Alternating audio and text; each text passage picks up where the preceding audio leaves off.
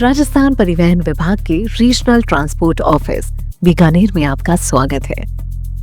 ये केंद्र मारुति सुजुकी द्वारा अपने CSR इनिशिएटिव के तहत ऑटोमेटेड किया गया है।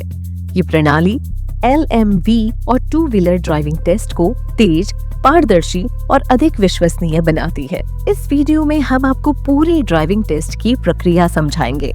RTO केंद्र आने से पहले चालक को सारथी पोर्टल पर ऑनलाइन रजिस्ट्रेशन करना होता है और टेस्ट की तारीख व समय स्लॉट बुक करना होता है। टेस्ट के दिन अपने सभी आवश्यक दस्तावेज और वाहन के साथ केंद्र पर पहुंचे। RTO अधिकारी दस्तावेज जांच कर आपको टेस्ट के लिए रजिस्टर करते हैं। फिर वाहन के प्रकार के अनुसार एक टोकन नंबर दिया जाता है, जिसे टेस्ट शुरू करने के लिए प्रयोग किया जाता है। ऑटोमेटेड सिस्टम 2 प्रकार के पैरामीटर जांचता है। अनिवार्य पैरामीटर पास या फेल के आधार पर, गैर अनिवार्य पैरामीटर अंक के आधार पर। LMV टेस्ट प्रारंभ बिंदु पर वाहन के दरवाजे पर RFID डिवाइस लगाया जाता है। चालक को RFID रीडर के सामने खड़े होकर फेस वेरिफिकेशन कैमरे में देखना होता है। उन्हें ये सुनिश्चित करना चाहिए कि वे पूरी परीक्षा अवधि के दौरान उचित सीट बेल्ट पहने। टेस्ट तभी शुरू होता है जब सिस्टम चेहरे का सफल मिलान कर ले। चेहरा मिलते ही सिग्नल हरा हो जाता है और बूम बैरियर खुल जाता है। टेस्ट की शुरुआत P ट्रैक से होती है। उम्मीदवार को वाहन को पार्किंग बॉक्स के आगे ले जाकर फिर रिवर्स में सही तरीके से बॉक्स के अंदर पार्क करना होता है।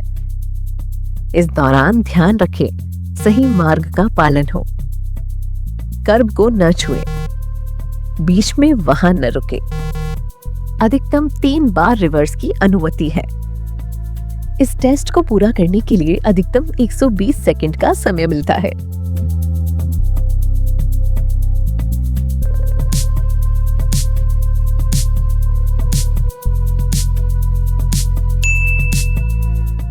इसके बाद चालक 8 ट्रैक पर चलता है। यहाँ सही फॉर्मेशन में चलना आवश्यक है।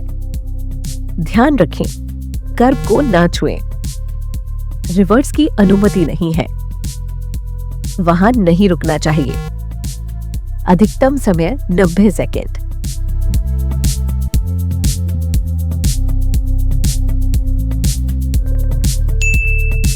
आगे H ट्रैक टेस्ट होता है। चालक को पूरा रास्ता सही तरीके से फॉलो करना है, बिना कर्ब को छुए और बिना रुके।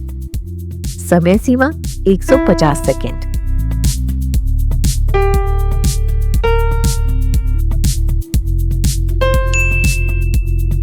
ग्रेडियंट टेस्ट में वाहन को ढलान पर बनाई गई 2 लाइनों के बीच ठीक से रोकना होता है।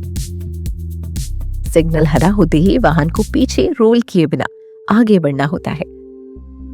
समय सीमा 90 सेकेंड। यहाँ भी फेस वेरिफिकेशन आवश्यक है। ट्रैफिक सिग्नल जंक्शन पर सिस्टम जांचता है कि उम्मीदवार ट्रैफिक सिग्नल के नियमों का पालन कर रहा है या नहीं। चालक को स्टॉप लाइन से पहले वाहन को पूरी तरह रोकना होगा और उन्हें सुनिश्चित करना होगा कि वाहन का कोई भी भाग स्टॉप लाइन पर ना हो। यहाँ चालक को खिड़की नीचे कर फेस वेरिफिकेशन कैमरा में देखना होता है।